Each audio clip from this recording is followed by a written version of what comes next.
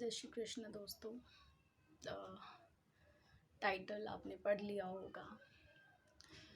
पिछले कई दिनों से, लगभग 17-16 दिनों से I am not putting any video, I am not posting anything on social media. You all must be knowing the reason. I lost my father on 29th of July 2024. उससे पहले की जितनी वीडियोस हैं वो सारी वीडियोस थी hospital में आने जाने से रिलेटेड, और ये सारी चीज़ें तो कहीं ना कहीं आप लोगों को पोस्ट ना मिलते हुए आप लोगों को अंदाज़ा लग गया होगा कि कुछ तो प्रॉब्लम है। हालांकि जिस दिन ये हुआ उस दिन मैंने 1 से 1.5-2 घंटे बाद एक पोस्ट भी किया था।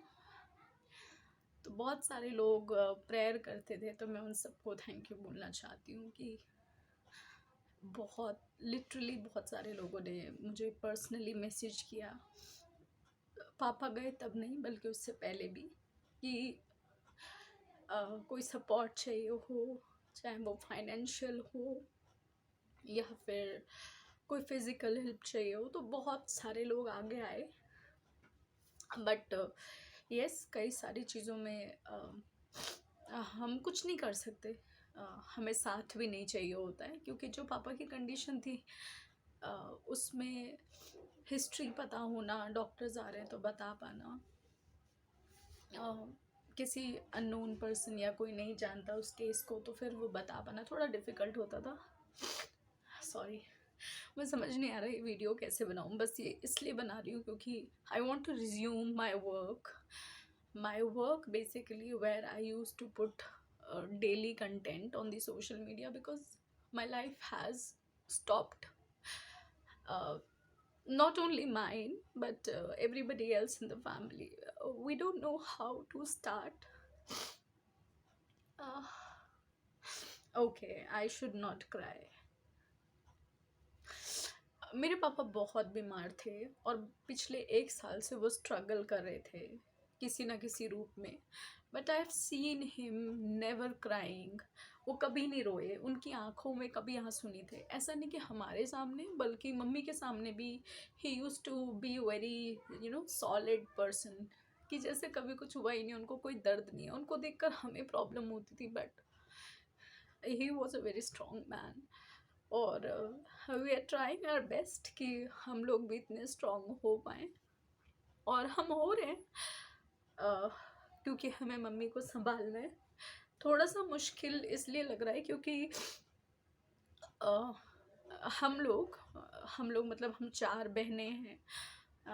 तो हम लोग अपने पेरेंट्स के बिना कहीं नहीं रहे। हमारी एजुकेशन, हमारी लाइफ, हमारी जॉब्स, हम सब कुछ हमने अपने मॉम डैड के साथ ही किया है।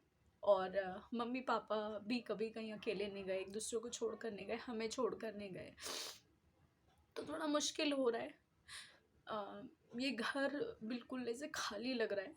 हालांकि शायद कुछ कहते ना कि ईश्वर ने सब कुछ बहुत अच्छे से प्लान किया होता है। तो मेरे पापा अपने खुद के घर वो 1 महीने से नहीं आ रहे थे। वो फर्स्ट को हॉस्पिटल में एडमिट हुए थे, और तब से लेकर जब तक वो गए, यहाँ तक कि जाने के बाद भी वो घर नहीं आए। वो मेरी बड़ी दीदी के घर पर ही रहे। हम उनकी बॉडी को भी वहीं लेकर गए थे। तो मेरे पापा घर ही नहीं आए। शायद वो हमें ट्रेंड कर रहे थे कि उनके बच्चे रह पाएँ अकेले इस पूरे घर में। पापा यूजुअली तो रात में ही आते थे। उनका ऑफिस का टाइम रात को हुआ करता था, 10:30-10 बजे वो आते थे। लेकिन पूरा दिन अभी ये घर ऐसे लग रहा है कि बहुत खाली, बहुत पता नहीं, बहुत अजीब सा लग रहा है। और सिर्फ मुझे नहीं, बाकी सबको भी लग रहा है।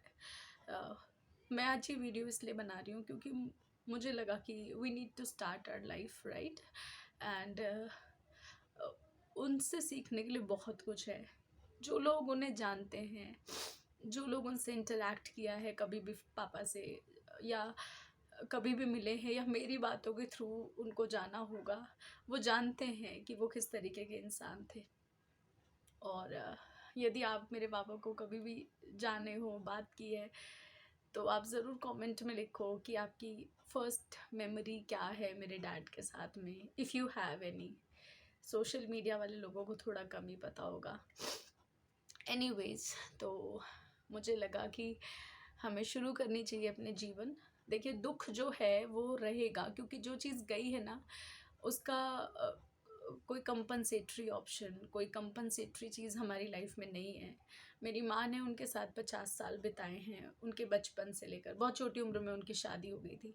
तो उनका बचपन, उनकी यौवन अवस्था, उनका बुढ़ापा उन्होंने उनके साथ बिताया है। तो बहुत मुश्किल है उनके लिए, हमारे लिए, क्योंकि हम कुछ इमेजिन नहीं कर पाते। मुझे याद है कि लास्ट मेरी जो भी अचीवमेंट्स होती थी, जब भी मेरे को कोई प्राइज़ मिलता था, कुछ भी होता था, या मैं खाना भी बनाती थी जो मैं यूजुअली बनाती नहीं हूँ, हर कोई भूल जाता था अप्रिशिएट करना। पापा छोटी से छोटी और बड़ी से बड़ी चीज़ों को अप्रिशिएट करना कभी नहीं भूलते थे, चाहे वो किसी की भी हो, हमारी हो, मम्मी की हो, या मेरी और बहनों की हो, ज़रूर अप्रिशिएट करते थे।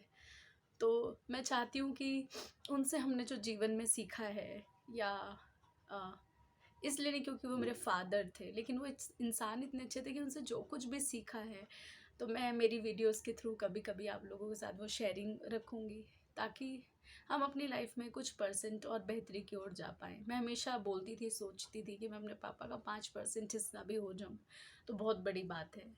तो वो ठीक है, मेरे अंश रूप में वो रहेंगे, मतलब उनके अंश रूप में मैं हूँ। और मैं जो कुछ भी याद रख पा रही हूँ, जो भी कह सकती हूँ, जो भी आप लोगों को सिखा सकती हूँ, बता सकती हूँ, शेयर कर सकती हूँ, वो ज़रूर करूँगी। और ऐसे में बहुत सारी चीज़ें मैंने सीखी और देखी कि हम में से कोई भी इस चीज़ के लिए प्रिपेयर्ड नहीं होता, राइट? मेंटली हो भी जाए, लेकिन बहुत सारी चीज़ें हैं जो किसी की डेथ के बाद करनी होती है, होनी होती है। और फिर होता ये है कि हम इमीडिएटली ज़िम्मेदार हो जाते हैं, मतलब किसी के। मुझे याद है कि पापा जब गए, पापा का जो आखिरी मोमेंट था उसमें मैं उनके साथ थी। तो मैं शायद 1 डेढ़ 2 घंटा बेहोश रही होंगी हॉस्पिटल में, जब मुझे फ़ील हुआ कि पापा को सांस नहीं आ रही है एंड ही इज़ नो मोर। तो उनके डिक्लेरेशन के लिए भी मैंने वेट नहीं करा, एंड आई गॉट, मैं बेहोश पड़ी थी कहीं पर, मुझे नहीं आइडिया। तो उसके बाद जब होश आया, और जब आप अपने परिवार को, अपनी मम्मी को, अपनी बहनों को इस तरीके से रोते हुए देखते हैं, तो आपको बहुत स्ट्रांग होना होता है। सिर्फ मैं नहीं, हम सब यही कर रहे थे। हम सब एक दूसरे को स्ट्रांग रखने के लिए हम अपने आंसू छुपा रहे थे, और उसके बाद इतनी तुरंत जिम्मेदारियों के काम की, ये कैसे होगा, ये क्रिया कैसे होगी, ये चीज़ कौन करेगा, ये कैसे अरेंज होगा, आपको रोने का भी टाइम मिलता नहीं है। और बहुत सारी चीज़ें होती हैं, जैसे कि सबसे पहली चीज़ की बॉडी को लेकर जाएंगे कहाँ, मतलब ये छोटी छोटी चीज़ें जो हम डिस्कस नहीं करते लाइफ में किसी से भी, मुझे लगता है करना चाहिए, ओपनली करना चाहिए। तो मेरी उन सारी चीज़ों को मैं शेयर करूँगी आपके साथ। थोड़ा सा अजीब सा है, आपको लग रहा होगा कि ये कितना इमोशनलेस बातें कर रही है, बट मुझे लगता है बहुत ज़रूरी है।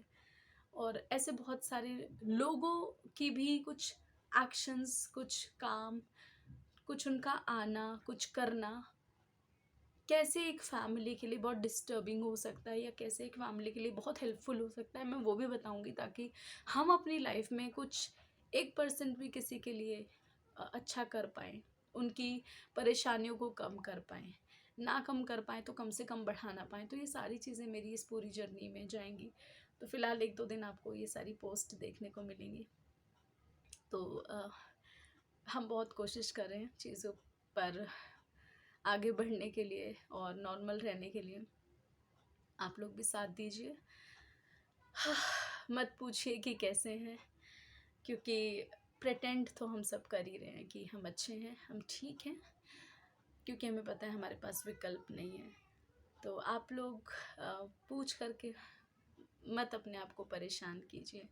बस हाँ, दुआएं दीजिए कि हमें बल मिले इस मुश्किल समय से बाहर निकलने का, खासकर मेरी माँ को, क्योंकि हम सब के लिए अपने जीवन में करने के लिए कुछ ना कुछ तो डेफिनेटली है। आज नहीं कल हम उस चीज़ को स्टार्ट करेंगे, बट मेरी माँ की सुबह की चाय मेरे पापा द्वारा बनी चाय से ही शुरू होती थी, और उनका आखिरी में सोना भी उन्हीं को चाय देते हुए था। तो उनके पूरे जीवन में जो कुछ था वो पापा थे। तो आप लोग सब दुआएं दीजिए प्लीज़। Thank you.